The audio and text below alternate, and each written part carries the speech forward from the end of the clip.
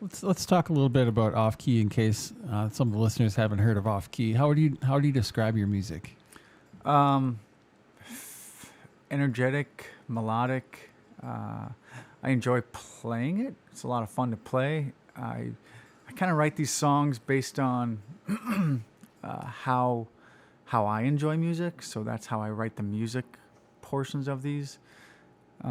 They are influenced by many other bands. You know, we've been compared to a lot of bands, and a lot of bands that I like we've been compared to, which I think is exciting for me.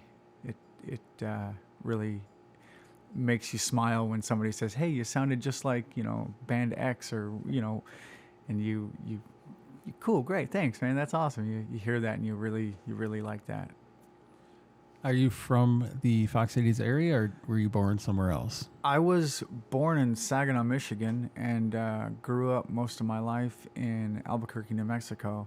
Currently, me and my family live in Freedom, Wisconsin, which is just outside of Appleton. So, yeah, it's Fox Valley currently. Have you been back to Albuquerque lately? Yeah, I just went back over Thanksgiving break. Unfortunately, I had a friend pass away down there, so me and my wife took the week and went down to Albuquerque and hung out with some friends. Went to his funeral, and it's pretty great actually, other than the circumstance. I've got to ask, how's Breaking Bad down there? Is that still? It's still a thing. It's still they still do, like, you can do the motorhome tours. They'll put you on a motorhome that was just like Jesse and Walter White's, and you can cruise around to all the locations where they went, and it's kind of neat watching the show because you recognize all of the landmarks and the buildings. The car wash it still is a giant car wash there that has always been a car wash as long as I've lived there. I don't know how they filmed it and kept it in business, or maybe they just postponed it because they were making money with the show, but pretty neat, pretty fun.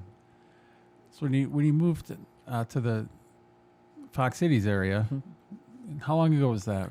I've been in Wisconsin for 5 years. It was 2015, actually September, I think, of 2015. And were you already in a band at that point, or had you been in bands? No, I've been a huge music fan my entire life, and I had a couple of short-lived bands back in Albuquerque, but I was never a great musician, and still don't think I'm a great musician. But I guess I've been able to creatively be good at something. So I had a couple of short-lived bands in Albuquerque, moved up here, and went to met a couple friends up here. Went to the Guttermouth, Jeffertons show. Who else? I can't remember who else. Guttermouth and the Jeffertons up in Green Bay, and the Jeffertons blew me away. Great band.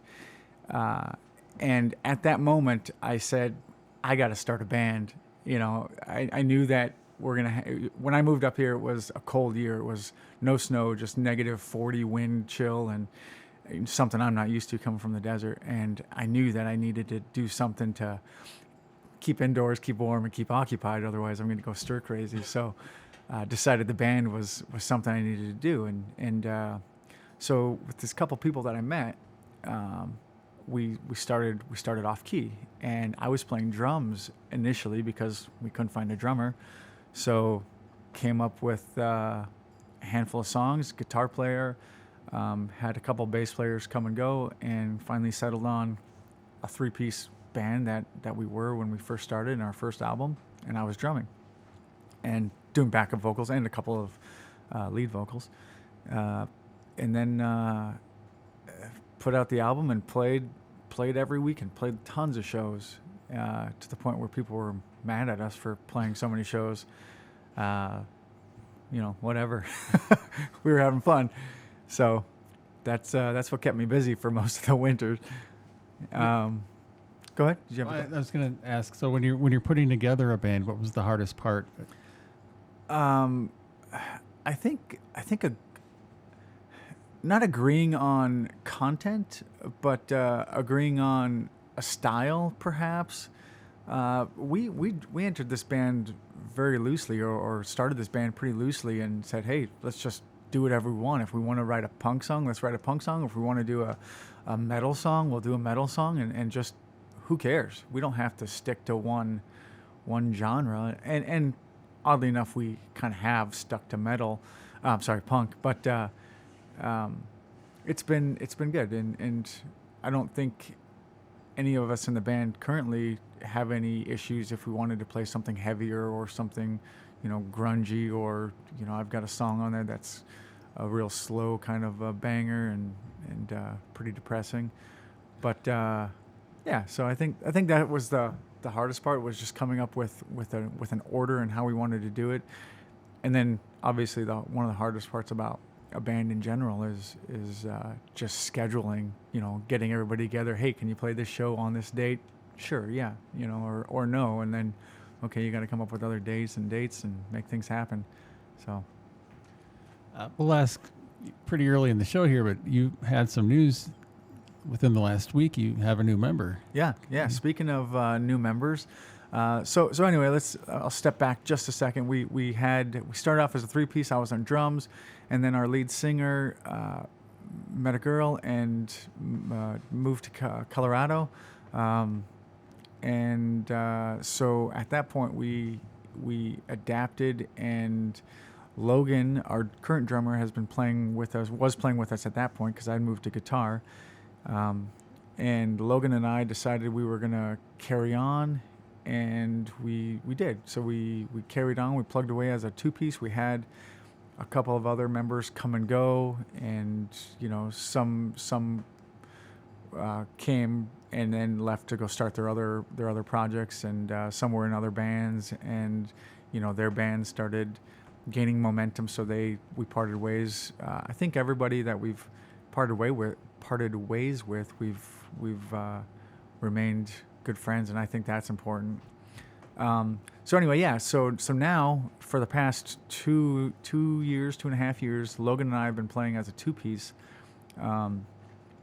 But this last week, the last month, really, we've been playing with Brad, and he as a bass player, him and I met, and we got along real well. He came in and practiced with us a couple times, and then decided that this was something he wanted to do and was able to commit to, and so it's really exciting to introduce Brad to the band. And so now we're back to a 3-piece, and that's going to make Logan happy, our drummer, because he likes that that lead of bass going, and so I think that works out well. Your setup right now is you're hooked into a couple different amplifiers to give that low end. Yep. I do. I split my guitar signal to an octave pedal and to a bass cabinet, and then my guitar goes to a guitar, obviously guitar pedals, and then to a guitar cabinet. And we've played shows, and 3 or 4 songs in, people are looking at us and asking us, "Hey, where's your bass player? What's going on?" We still fill out the low. It does sometimes get muddied up on certain portions of it, but what are you going to do?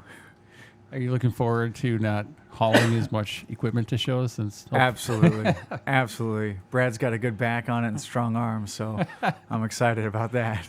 We are doing an album release party. We've got our new album coming out, and very excited about that. It's got all these songs I think that are going to get played today are from the new upcoming album, and super pumped up. It is a great album, in my opinion. Where did you record it? We recorded it with David Pitola at Source Track in Menasha.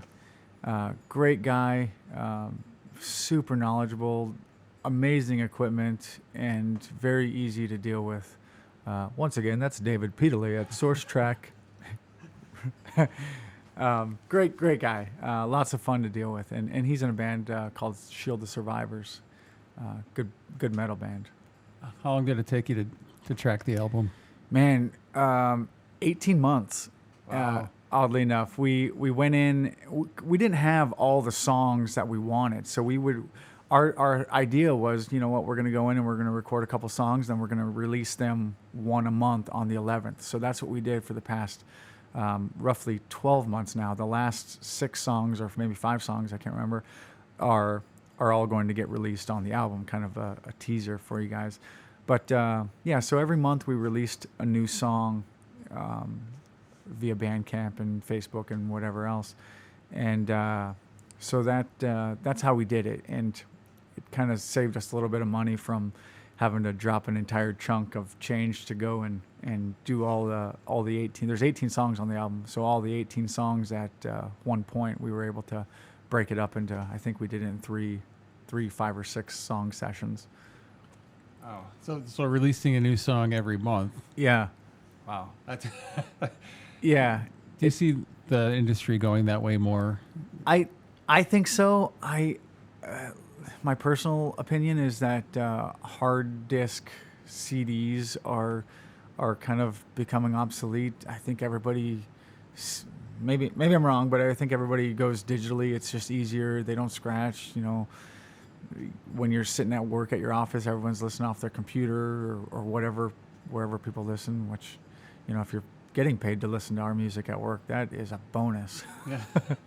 But I think in my opinion, I think that's where it goes. The other reason to do it the way we did is you keep under people's noses. You keep, there's something new every month, and maybe people get annoyed with that, but, you know, at least they remember us. Yeah. As far as what other albums? Like, can you tell me what other albums you have out so far? So this will be our second album. The first album was called No One Needs to Shark, and that one came out in, I think, 2016. And that one was recorded by Dan Precision at Bomb Shelter Studios in Chicago.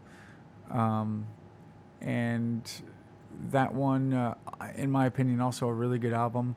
I was drumming on that one, which is why the drums are very basic, but it's an entertaining album and lots of fun to listen to. We get a lot of requests for some of those older songs. I think it's pretty typical. The first songs or album that fans hear, they tend to relate to more. I think it seems that way.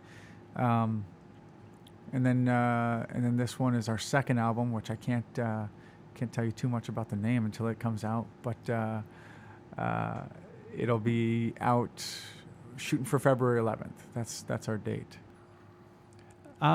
Who played bass on the upcoming album, since you didn't have a bass player? On the upcoming album, I had myself playing bass. I played guitar. I played bass. David from the studio, from Source Track, also played bass on 3 of the songs, I believe, and certainly helped me out throughout the way. And then there was one song that Nick Matsky played bass on, one of our early songs. He was an earlier bass player, and then started his own band. Oh, we got a call in. Hello, you are on Core with Ryan from Off Ki. What's your question? For Auf Ki, who or what inspires his music? Good question. Lots of different things inspire my music, whether it's my personal outlook on life in general, issues and things that have happened to me in my past and in my life. I've got a song called Triple D. I think it's one of the first songs that I wrote. It's about my dad dying, and my dad passed away when I was 25.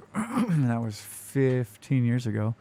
But I wrote that song and kind of expressed my feelings on how I felt the day that I got that phone call and what my mind was doing at that moment. So yeah, so I think it's just life in general inspires me. Were there any specific bands that you were listening to that inspire your music? Man, tons of bands. from all over the place. Mostly, I would say, skate punk bands from California area, Lagwagon, even NoFX. I can't think of Propagandhi, although I don't know that I'll ever have as much talent as they'll ever as they have. But yeah, lots of bands. Well, thank you for the question. If anyone else has a question, feel free to call in 920-358-0795. You did Summerfest this past year, right? Yep. How was that experience? Summerfest was super awesome. Great day. It was on and off rain, but the rain stopped while we were playing, and it was just a awesome time. Lots of people. Getting in and out was slightly a hassle because you got gates and you got tickets and passes and tons of people to deal with, and driving in the shuttle bus to get you from the parking lot to inside. But it was so much fun. Yeah. When you're doing the shows, are you selling merch at this point? So Yep, we've got merch. We've got CDs, stickers, pins, a little bit of everything. We try to anyway. being a say musician selling merch, what's the easiest piece of merch to sell? Oh man, And what's the hardest? a free sticker and a free pin obviously are the easiest. I think CDs kind of sell themselves. People either like the music or they don't, and they come up and ask you how much for a CD, and that's kind of a given. Shirts, I think is a different story because people like the color and the style and the size, and all those things have to match up and work to what the customer or the fan wants, and that's a different animal altogether, I think. But we try to keep it. I try to have fun with it, and I take designs and create them and make them our own, and sometimes I come up with my own stuff or little sayings off of like a lyric from one of our songs I'll put onto one of the shirts or something like that, and you pick and choose, and if you pick the wrong lyric that somebody doesn't like or somebody does like, then that decides it right there. But if you don't follow Off Ki on Facebook, you should go check it out. I'm assuming you run the Off Ki Facebook page. yeah. So Ryan's always posting photos of celebrities with photoshopped Off Ki shirts. Oh, possibly probably real. That's debatable. Probably real. Yeah. Who knows? But a lot of interesting content, and you are constantly posting things, which is nice to see. Yeah. And lots of bands on their Facebook won't actively keep updates coming up. You've got regular updates rolling out. So Yeah, we try. but where do you get the kind of the drive to keep doing this stuff? Oh, that is a tough one. Also, we excuse me. There we go. I always refer to the band as a we because I think that we're all a team at this point. Logan, Brad, and myself, and my wife. I'm not going to exclude her. She does Angela. She does all of our marketing, and she does all of our booking, and we all work together. But she does so much. In fact, we've played 155 shows thanks to her. The last show was our 155th show. But the drive to do all that is looking at something and you get an idea. You look at a picture that you saw while you were looking on the internet and you get an idea and you say, oh, let's do that.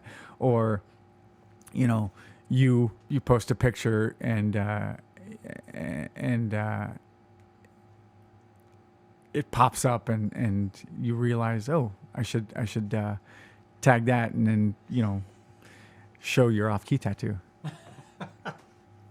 Yeah. So I like the content. Do you ever feel burned out? Often, yeah.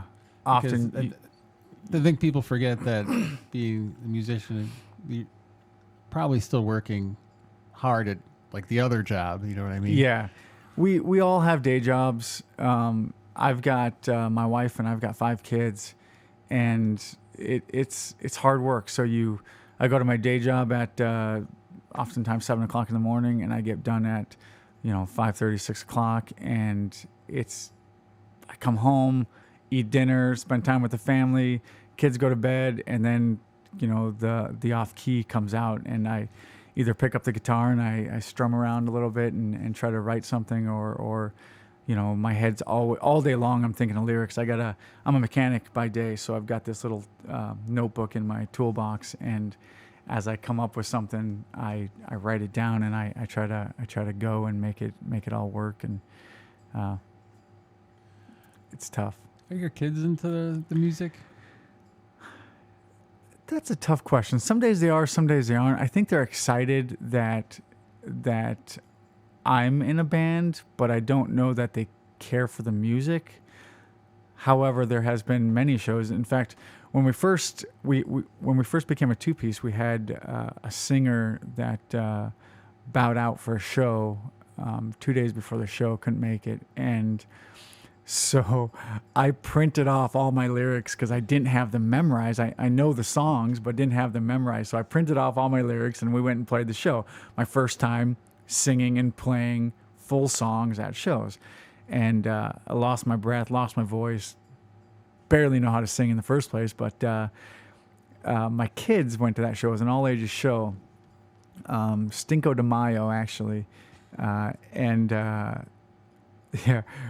They got on stage and they filled in where I fell short, and it was pretty cool. Lots of fun. They had the mic set up at 3 foot tall, and my two daughters started singing, and then my son came up and he sang a little bit, and it just made it fun. It's a family thing. We all try to make it work sometimes, but I don't know if they really enjoy it. They've been asking you for guitar lessons? My son, 10, he plays keyboard pretty darn good, man. It's impressive. We went to Guitar Center and picked up a guitar book, and he just sits in front of one of the pianos there, and he just starts playing to these songs. I have no idea how he knows how to do this or how he figured it out, but he's doing it, and to the point where the songs are recognizable. They all are very good at drums. I guess very good is not quite the right words, but they all have good timing on the drums. They all can play, your standard beat. In fact, one of my daughters, Maria, she'll play just a simple 4/4 beat while I play guitar to it to help me write songs or to help me, just goof around, and that's a lot of fun. But they all definitely sing along when we practice. I practice in the living room, and they all sing along. So I think that's important. How do you write your songs? Are you writing them on guitar, acoustic guitar, electric guitar? I think I write the lyrics mostly first, and then from there I will. When I write them, when I spit them out in my brain or onto paper, I have a rhythm to them, and then I try to match guitar to that rhythm, and then it becomes a live piece of paper, and you just kind of change as you go. And then oftentimes I'll get it done, and I'll be like, okay, cool, I got this song done, and then I'll bring it to Logan, and Logan will be like, well, we got to do this, or we got to do that, oh, we got to do this. Okay, cool. So we try to change it, and some of them I'm like, I can't change it. I've been singing this song and this rhythm in my head for 6 months. I can't get out of it, so it sticks. Or some of them are like, okay, cool, we'll work on it. And Logan really wants longer songs, but I told him, I said, Logan, we're not Dream Theater. Dude, when you were doing this last album, you said the tracking took over a year. Yeah. Were you going back and changing a lot of the songs? No, we didn't change much. You weren't recording and then deciding you wanted to change a part. Like maybe Logan said, I'd like to add a little different beat here or something. I let Logan do his own thing on drums. I never try to change his drums. We collaborate, but pretty much if Logan says this is how the drums are going to go, I agree with him because he's a better drummer than I'll ever be. But no, in the studio, all of our songs none of them are written down with structure. We've got the lyrics written down. We've got the chords in our brains, and we play them, but they're not really written to a structure. And sometimes live, being a two-piece band, it's very easy to, Logan is watching me, and if I am not ready, or if I've got like a spit in my throat and I can't sing the next line, I'll step away from the mic while I'm playing, and Logan realizes, oh, Ryan's got to catch his breath, or Ryan's got to swallow, or whatever. So then, when I go back up to the mic, that's when Logan goes back into the verse section or the chorus section, whatever it may be. And so playing as a two-piece, we kind of get that luxury to watch each other and understand, oh, someone needs a breath, or someone was, jumped off the stage and was running around in the mosh pit with his guitar, and he's out of breath and gets back on stage and doesn't know where he is in the song and takes a second. Hello, you're on with Ryan from Off Ki. What's your question? Ryan from Auf Ki. Hi, my name's Corey. I'm curious, you played so many shows, but you said like 150 or so in the last year, or how long? 155, yeah. And that's been in the last... So which one of those shows was your favorite, and why was it your favorite? Like, what made it your favorite? Oh, man. I love a big crowd, and I think that's important. All of our shows are really fun in their own way. Some of them are very, some of them are, it's a snowy, wet, slushy night, and only 4 people were able to show up because nobody else wanted to drive, or some of them are packed houses, and both of them are very fun. I enjoy the packed houses because the energy is always awesome. But I also enjoy the intimacy of just a small group of people. Also, I think that's a lot of fun. But as far as a favorite show, man, that's a good question. I enjoy when all the local bands get together. That's always fun. Shane Cadell always throws out. He does Breast Fest. Shannon does Metal for Mutts. Those are always fun shows. There's so many different fests. Summerfest was awesome. Summerfest was a really cool experience, and I really enjoyed that. The outdoor shows are a lot of fun, unless it's too hot and humid, but you deal with that. Actually, Summerfest, I didn't realize how much sweat affected your guitar playing, and it was messing me up the whole time. My hand was sticking to the back of my neck on the guitar, and that was the first time I experienced that. So I think all the shows are fun, and you learn a lot from all of them. Good question. Thanks. Cool. Thanks for the call, Corey.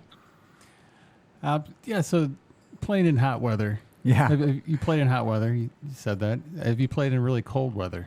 Yeah. We once played a show with I think it was Bud. It was an outdoor show, and it was brutal cold. It was October, and it was cold, and your fingers, once you start playing it changes a little bit, but when you're in the standstill, or when someone's asking you a question from the crowd, or you're just between songs, or somebody's tuning, whatever, that moment gets cold, and then you start sweating, and it's cold. You're sweating because you're moving, and it's what your body does, but it becomes gross after a minute.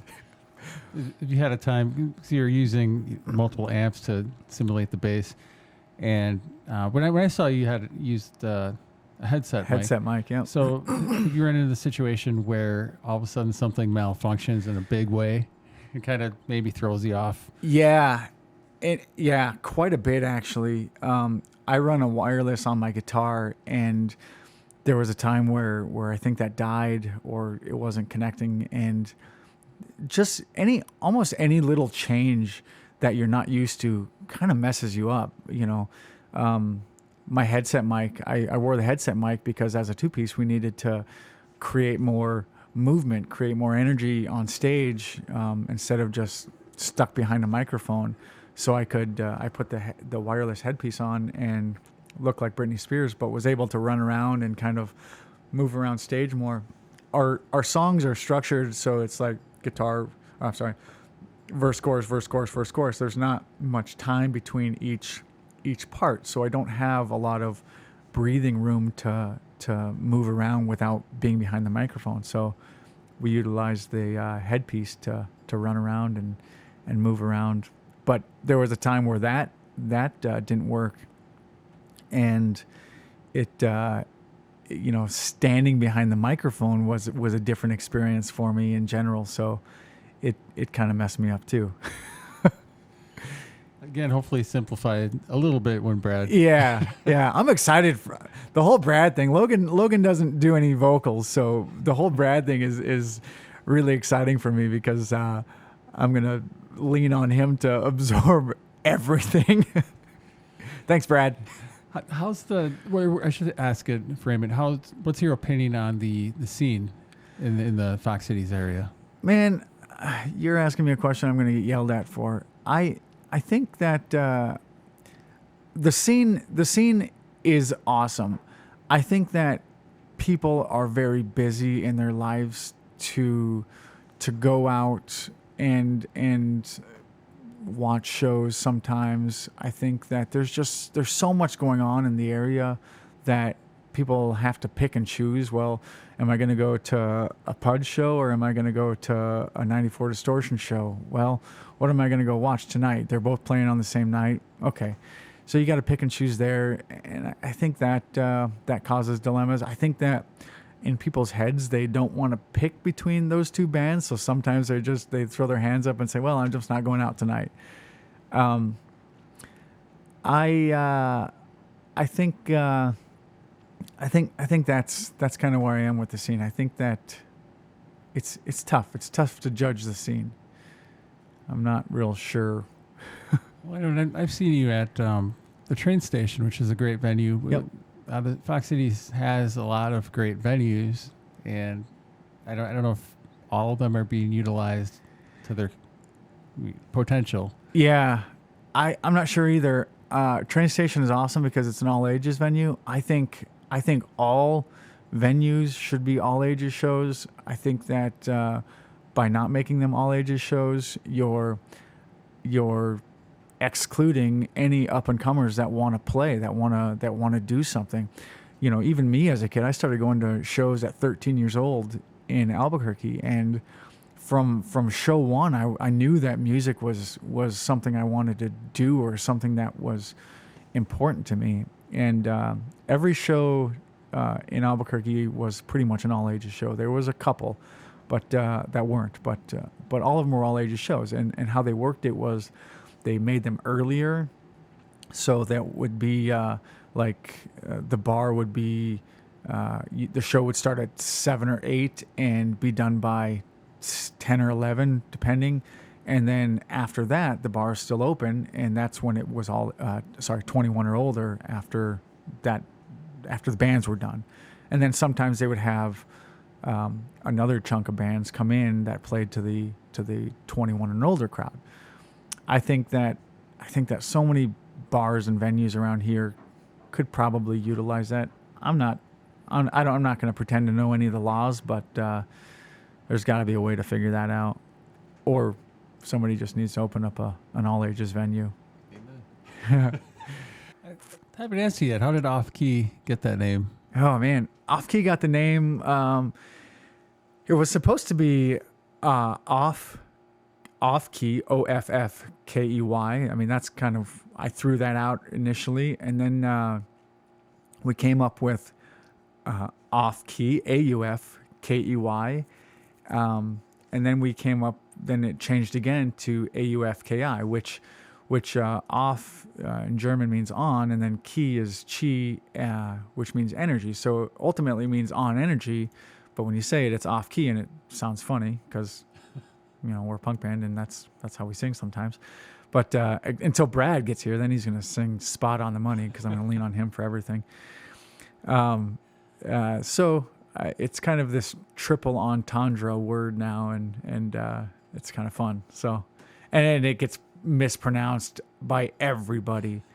We were played on some radio station in Pennsylvania, and they announced us as Afuki, and oh, it's funny. Nobody knows. So yeah, it's kind of fun. Are there any bands in the area that you'd like to mention, possibly for the listeners to go check out? Yeah. So Bud is a fantastic band out of Oshkosh. Good guys. I mentioned 94 Distortion, Pudge. So many good bands in the area. Green Bay's got a bunch. The Pseudo Feds, if you're into, most of these are punk bands. Pudge, kind of a grungier style. 94 Distortion is power. I guess I would call them like a power pop punk, maybe. I don't know. Maybe punk shouldn't be in there, but damn, I love all these bands. A lot of great singer-songwriters in the area. Christopher Gold, for one. Age of Fable, great band out of Green Bay. That's Chris Rogowski in that band. So many good bands. Tons of bands in the area. Is there any? Well, did you meet a lot of your friends through bands, playing shows? Yeah, anybody I know that in Wisconsin at this point is from bands. That's pretty cool. Because yeah, I moved up here and started the band kind of thing. So yeah, it was 6 months after living here that we got the band going, and so everybody I know in this area is straight from bands. Couple from work, but mostly from bands. You did mention the rollout of the new album. Since we're at the end of the show, can you remind everybody when that album comes out and what shows you have coming up? The album is coming out February 11th. Secret name. It's under a secret name that cannot be exposed at this point. And we will be doing an album release in February, maybe early March, but we're shooting for February. And look forward to it. Keep looking for us, and check us out on Facebook and Pinterest. Not Pinterest. Anywhere, any of the streaming, you can find us. Yeah,